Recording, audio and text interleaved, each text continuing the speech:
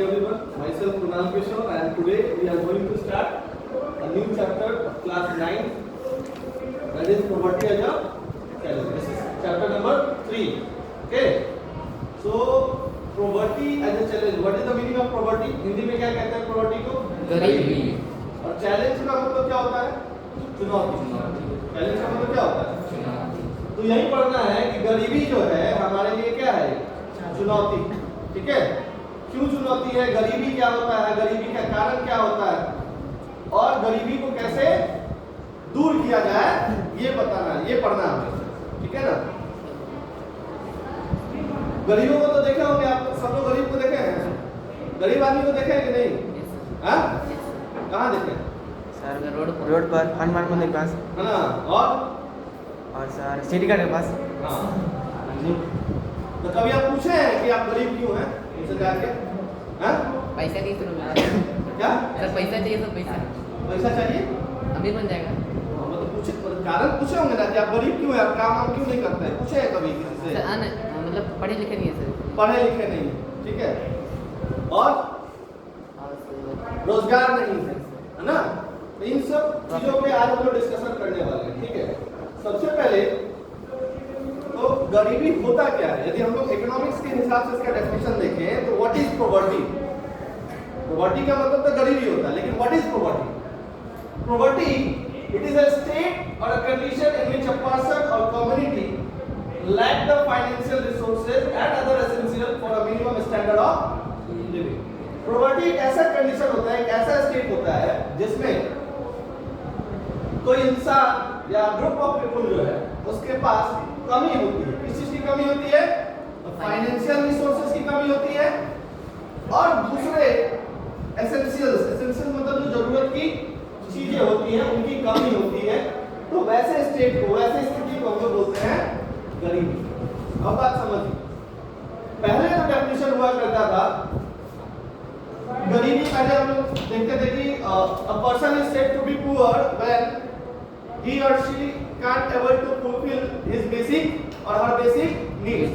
किसी आदमी को गरीब कब कहते थे हम? जब उसके बेसिक नीड्स पूरा नहीं होते थे। बेसिक नीड्स मतलब होता है मूलभूत जरूरतें। तो मूलभूत जरूरत में क्या आता था? रोटी, कपड़ा और मकान, यही आता था जी। मूलभूत जरूरत में क्या आता था? रोटी, कपड़ा और मकान, क्या? मकान। खाने के लिए रोटी चाहिए, पहनने के लिए कपड़ा चाहिए, रहने के लिए घर चाहिए। जो जिसके पास ये नहीं है वो गरीब। ये पहले होता था, ये पहले एक डेफिनेशन था गरीबी का, और पहले हम इसी मापदंड पे मापते थे। लेकिन अब इसमें दो तीन चीजें और जुड़ गई हैं। ठीक है, दो तीन चीजें और ऐड हुई। रोटी, कपड़ा, मकान ही बेसिक नीड्स नहीं है, इसके साथ क्या क्या चाहिए आपको? एजुकेशन चाहिए, वेरी गुड। और क्या चाहिए? Health care facility, health facilities भी, हेल्थ फैसिलिटीज भी चाहिए ना, मतलब शिक्षा भी चाहिए और स्वास्थ्य भी चाहिए। अब ये भी बेसिक नीड्स में ऐड ऑन। अब गरीब कौन होगा? मानते हैं मेरे पास रोटी है खाने के लिए, पहनने के लिए कपड़ा भी है, रहने के लिए ठीक ठाक घर भी है, लेकिन हम बच्चों को पढ़ाने में सक्षम नहीं है। यदि घर में कोई बीमार हो जाता है तो हम उसका इलाज कराने में सक्षम नहीं है, तो हम क्या हुए? तो इसी मापदंड में आते हैं ना। हमारे पास ये सारे बेसिक नीड्स हैं, इनमें से कोई एक या दो ना हो तो हम गरीब हैं, है ना। तो ये बेसिक डेफिनेशन हो गया। मुझे लगता है आप लोगों ने लिख लिया होगा, लिख लिए हैं? हाँ, लिख लिए हैं। तो ये गरीबी का मेन डेफिनेशन हो गया। इट इज अ स्टेट और a condition in which a person can't able to fulfil his basic needs like what? Bread, clothes, house, education and health care facility. समझ गया ना। अब हम लोग डिस्कस करेंगे कि आखिर इसके कारण क्या है, गरीबी के कारण क्या है, what are the causes of poverty. ठीक है, क्या कारण है गरीबी का, कोई बताएगा? जैसे उन्होंने कारण बताया इलिटरेसी, तो कैसे इलिटरेसी मतलब क्या होता है? सर शिक्षा नहीं, what is the meaning of illiteracy?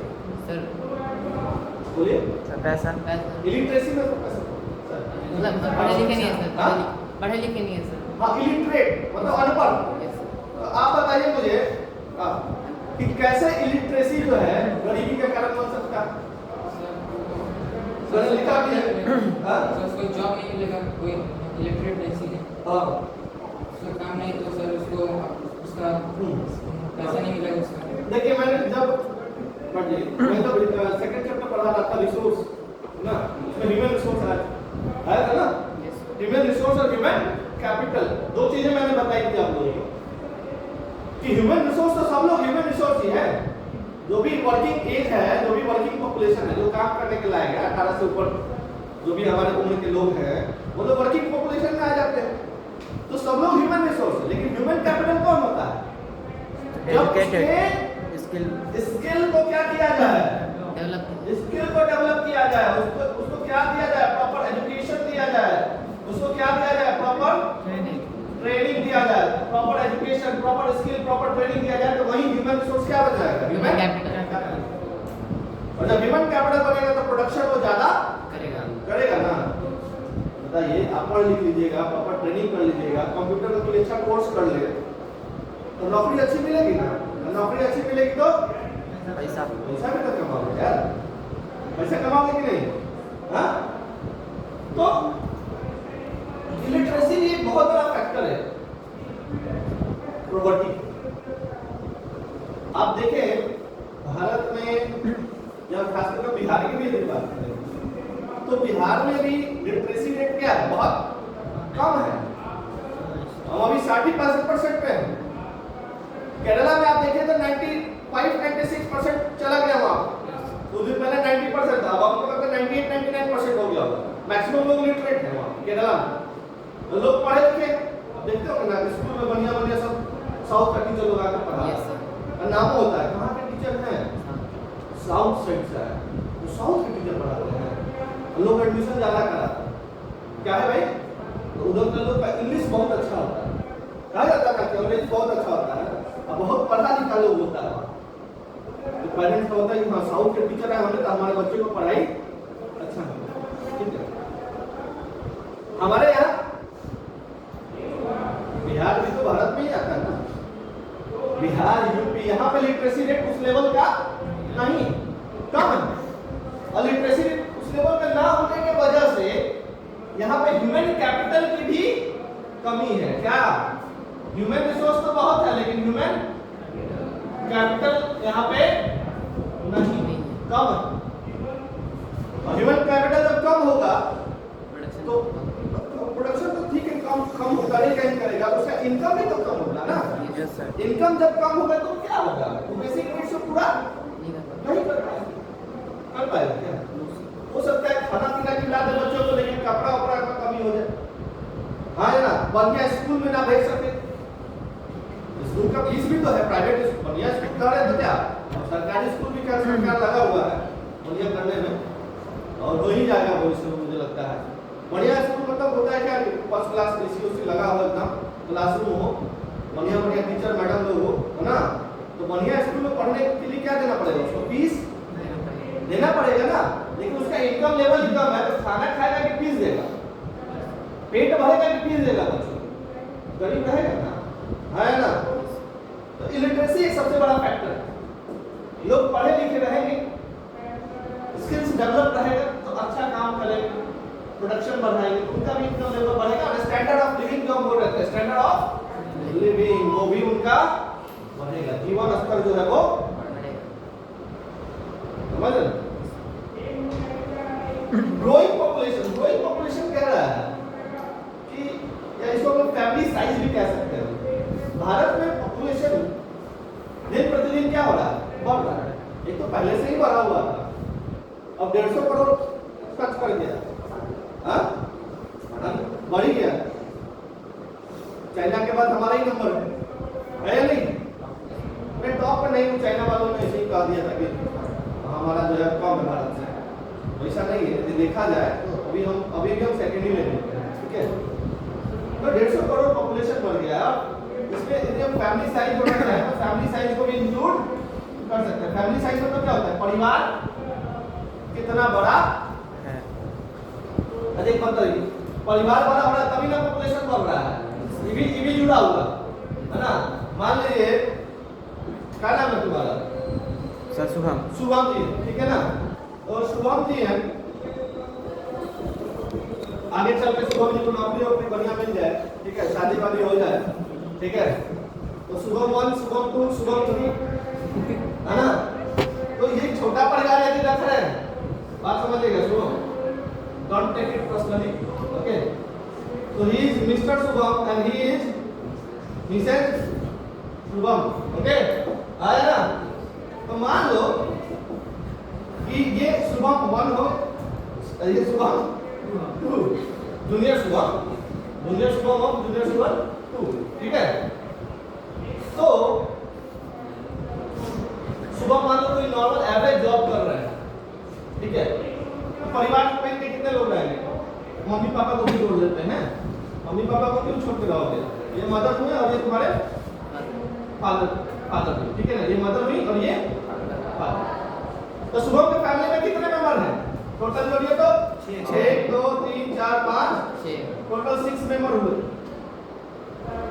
तो शुभम यदि एवरेज जॉब कर रहे हैं, माँ बाप बूढ़े हो गए हैं, माँ बाप जॉब नहीं भी कर रहे हैं, तो ये उस कमाई से अपने दोनों बच्चों को पढ़ा लिखा सकेंगे, अच्छे स्कूल में दाखिला करा सकते हैं, उनका हेल्थ वेल्थ का भी प्रॉपर ख्याल रख सकते हैं, है ना। ये सुनो, लेकिन यदि इन्होंने फैमिली साइज बढ़ाया, मानते हैं कितना,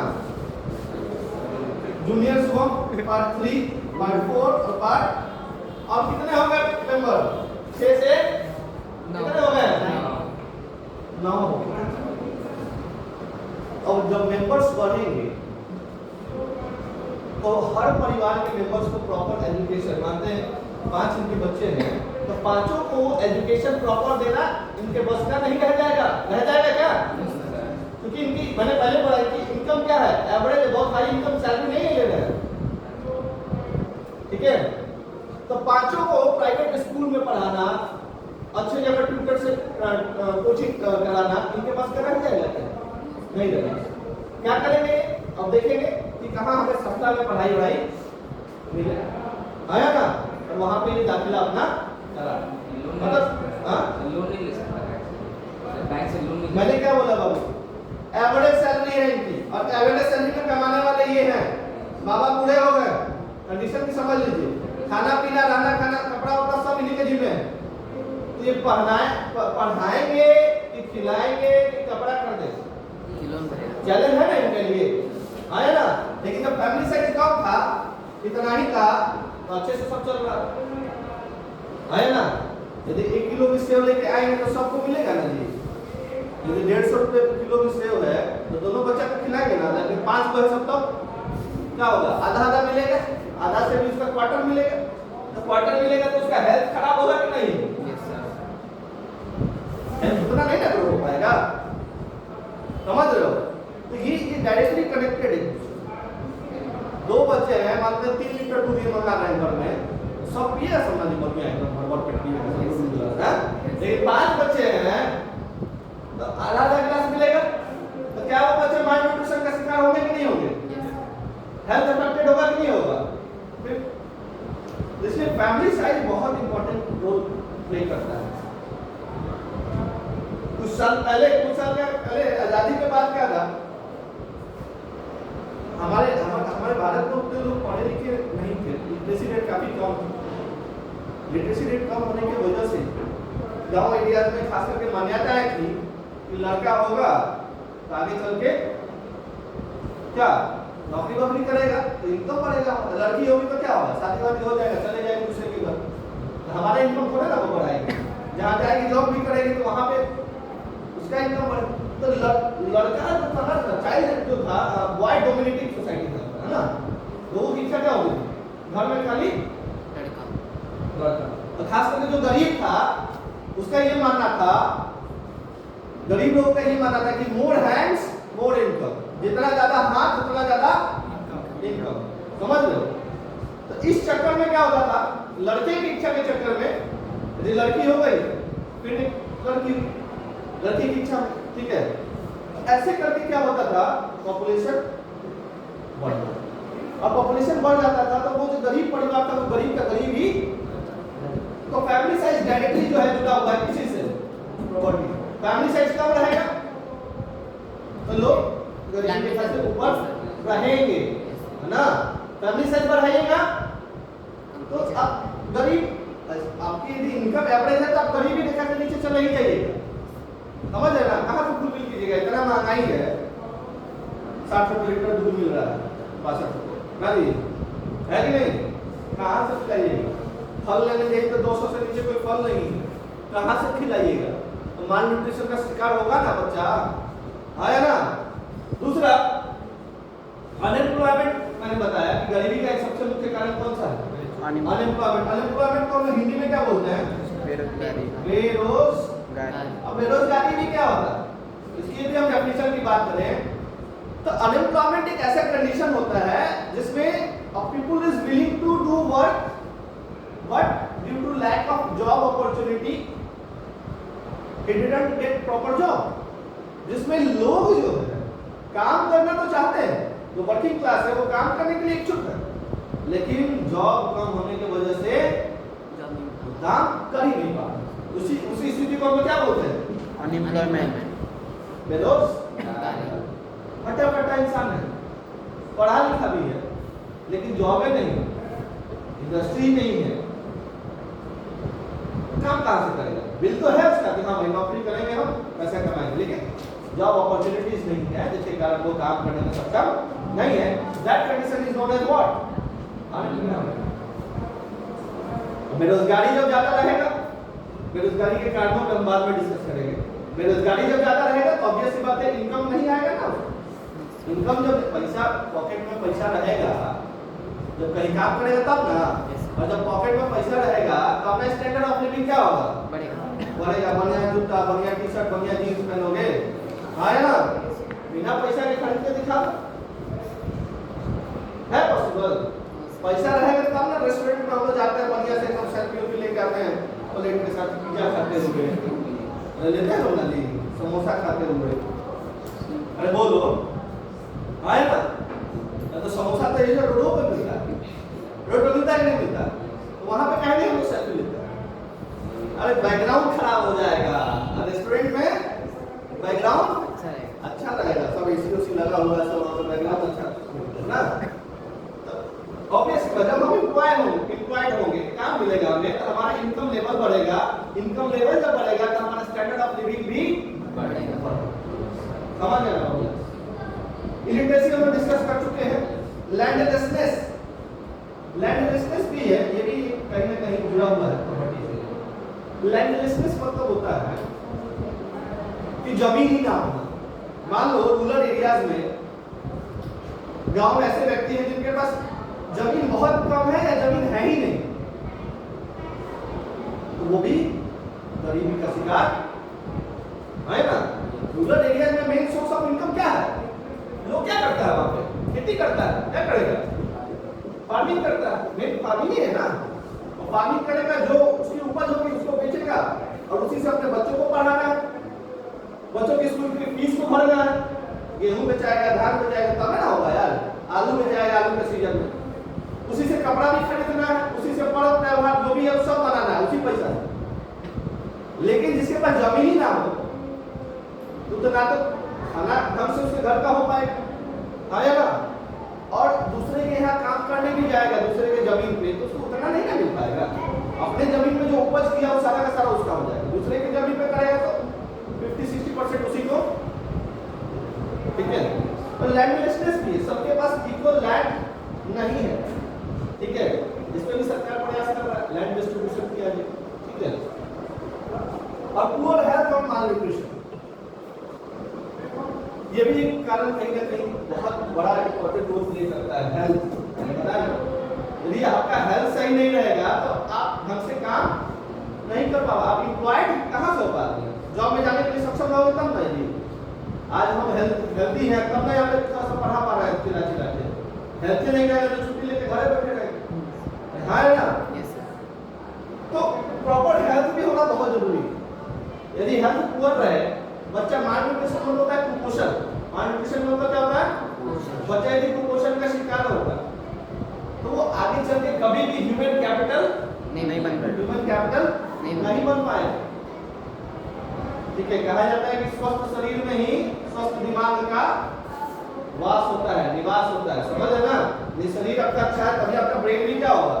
एक्टिव होगा। जब आपका ब्रेन एक्टिव होगा तो आप ज्यादा एफिशिएंटली काम को कर पाएंगे, और जब ज्यादा एफिशिएंटली काम को कर पाएंगे तो ऑब्वियस बात है आपको अच्छी कंपनी, अच्छा इंस्टीट्यूट, अच्छा स्कूल जो है वो जॉब ऑफर करेंगे, अच्छे हॉस्पिटल्स या डॉक्टर हैं, डॉक्टर बन के बीमारी लगे।